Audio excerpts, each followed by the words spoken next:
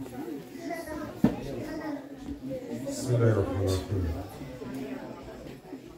الحمد لله والشكر لله ولا إله إلا الله وله أكبر ولا حول ولا قوة إلا بالله العلي العظيم بسم الله الرحمن الرحيم Inch'Allah, une petite sorba avant la sorba, parce qu'on fait des sorbas plus courtes pour les médias aujourd'hui qui sont plus courts, pour répondre à des questions fondamentales. Il est important pour le croyant de se préparer à l'arrivée de Sayyidina al-Mahdi alayhi salam.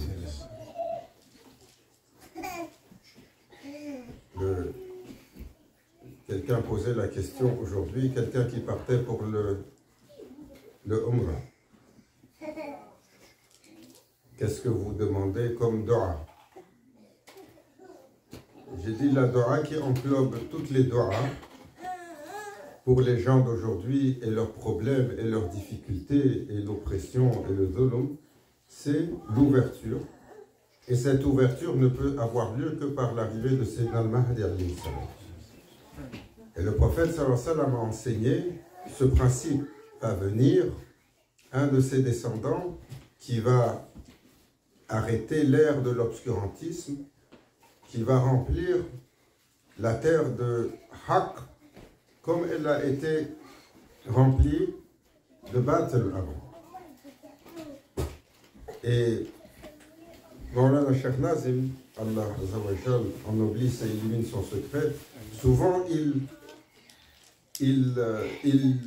nous disait à quel point les musulmans ne sont pas axés dessus. Lorsqu'il disait les juifs attendent l'arrivée du Messie, les chrétiens attendent le retour de Sayyidina Isa, de Jésus, que la paix soit sur lui, et les musulmans, ils attendent les décisions des Nations Unies. On est des croyants, et la croyance, le prophète sallallahu alayhi wa sallam nous a enseigné, le croyant, il doit toujours espérer l'ouverture. Fath min Allah, celle qui vient d'Allah. Pas l'ouverture de nos scénarios humains. Car jusqu'à preuve du contraire, nous comprenons que nos efforts ne dénouent pas grand-chose aujourd'hui, surtout pour la Ummah.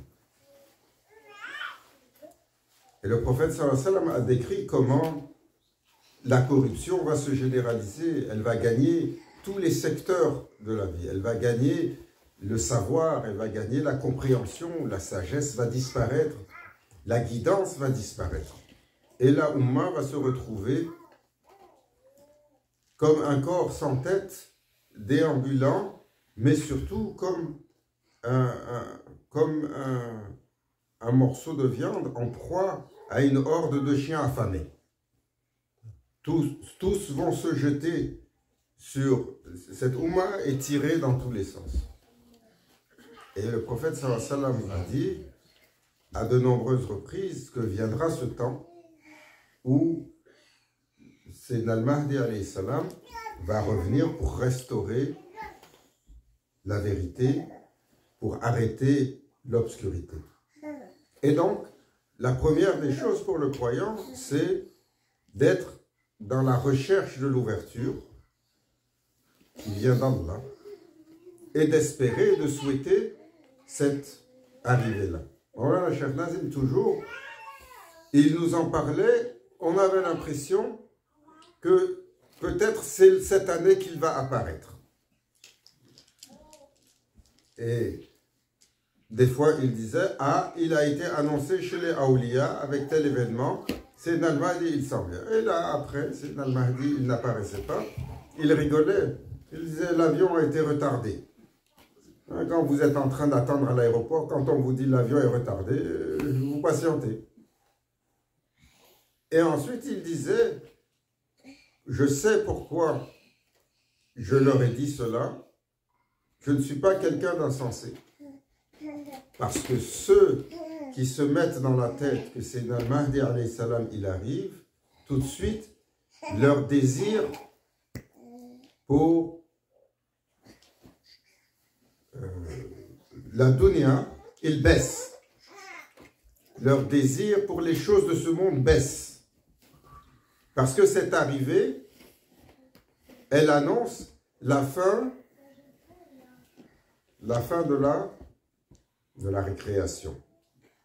L'annonce de l'arrivée de Sayyidina al-Mahdi, elle annonce également les choses qui vont arriver avec lui ou qui vont le précéder.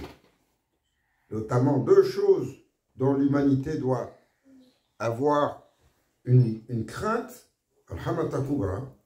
une guerre généralisée qui va brûler chaque centimètre carré de cette terre et qui va, Maulana Cheikh disait, qui va anéantir 6 personnes sur 7. Et dès qu'on dit ça, les gens disent « Ah, on ne veut pas en entendre parler alors. »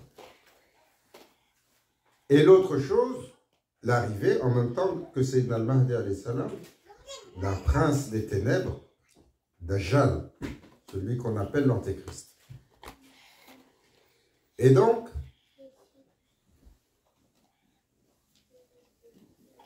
prémisse à l'ouverture, est nécessaire de passer par le baptême du feu. Cette guerre est une guerre pour arrêter la folie des humains. La folie des humains, aujourd'hui, le summum de cette folie, 200 milliards pour un événement de 2 semaines pour le plaisir des gens qui courent après un ballon. Et il n'y a pas un savant qui s'arrête devant ses leaders et qui disent « Mais vous avez rendez-vous avec votre Seigneur ». C'est insensé. Celui qui a sauvé une vie, comme s'il a sauvé toute l'humanité. Combien de vies vous auriez sauvées avec cela? De ceux qui ne boivent pas l'eau propre, de ceux qui meurent de petites maladies, de ceux qui ne peuvent même pas se payer une prescription d'antibiotiques. Et encore, combien de puits vous auriez creusé? Combien d'écoles vous auriez pu mettre en place? Combien de destinées vous auriez pu changer? Combien de malheurs et de misères vous auriez pu prévenir? Combien de maladies vous auriez pu guérir? Alors, le serviteur doit toujours se préparer. Et Maulana Cheikh Nazim, il disait, vous devez invoquer Sayyidina al-Mahdi alayhi salam, ce Messie annoncé en islam. Vous devez demander son arrivée et demander de le voir. Parce que lorsque vous faites cela et vous attendez, vous allez être inscrits comme ceux qui ont attendu l'ouverture, comme ceux qui sont les compagnons de Sayyidina al-Mahdi alayhi salam, ceux qui vont voguer sous l'étendard de la lumière et de la vérité, même si vous n'atteignez pas ce temps, ou même si les choses font que la destinée change, mais vous avez attendu avec espoir l'ouverture de votre Seigneur. Et cela fait partie de la foi. Fait partie de la foi d'attendre l'ouverture sur les difficultés, d'attendre une amélioration de nos contraintes en reposant sur quoi? En reposant sur Allah. Pas en reposant sur les actions des humains qui, bien entendu, aujourd'hui sont de plus en plus étranges.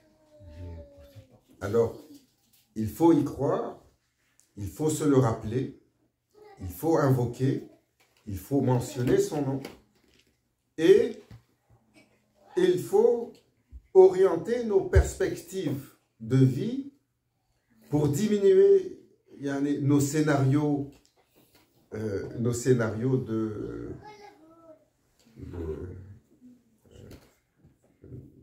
performance et nos scénarios de loisirs et de grandes carrières.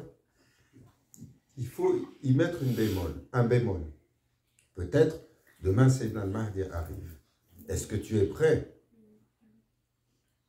Maulana Cheikh, il disait, cette préparation, il faut marquer notre intention. Alors il nous enseignait, ayez chez vous toujours 3 mois de réserve de nourriture. Vous ne savez pas quand arrive la guerre. Sur des denrées non périssables, ne serait-ce que de mettre de l'eau de côté.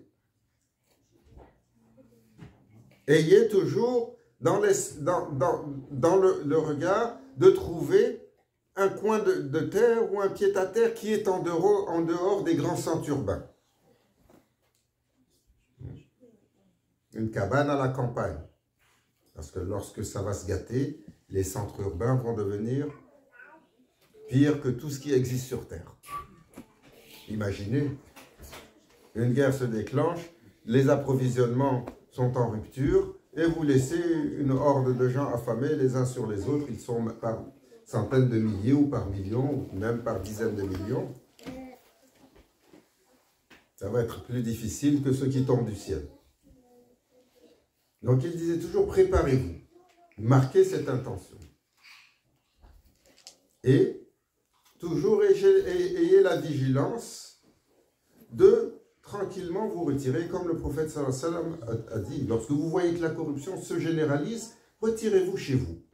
Ne vous mêlez pas à la turbulence. Lorsque vous voyez que cette corruption rentre chez vous, retirez-vous dans la chambre. Lorsqu'elle rentre dans votre chambre, retirez-vous à la montagne avec vos familles. Il y a un effort de mettre une barrière avec l'engouement et la turbulence généralisée. Pourquoi? Parce que dedans, les systèmes étant tous corrompus. On s'excuse pour ceux qui pensent que tout est propre. Les systèmes étant tous corrompus, que ce soit les systèmes éducatifs, les systèmes de gouvernance, les systèmes financiers, les systèmes énergétiques, les systèmes de production d'alimentation, les systèmes de traitement de nos maladies ou le pharmacomédical, tous les systèmes que nous avons bâtis sont en train, à petit feu, d'asservir et d'empoisonner les humains. Alors, quand la corruption se généralise, le serviteur doit avoir le réflexe, doucement, de se retirer. Allah Azzawajal nous donne la sagesse, nous inscrive parmi ceux qui attendent l'ouverture. Et ne nous laisse pas hypnotiser par l'illusion de cet engouement généralisé, d'une turbulence annoncée. La Haratina bil Fatiha.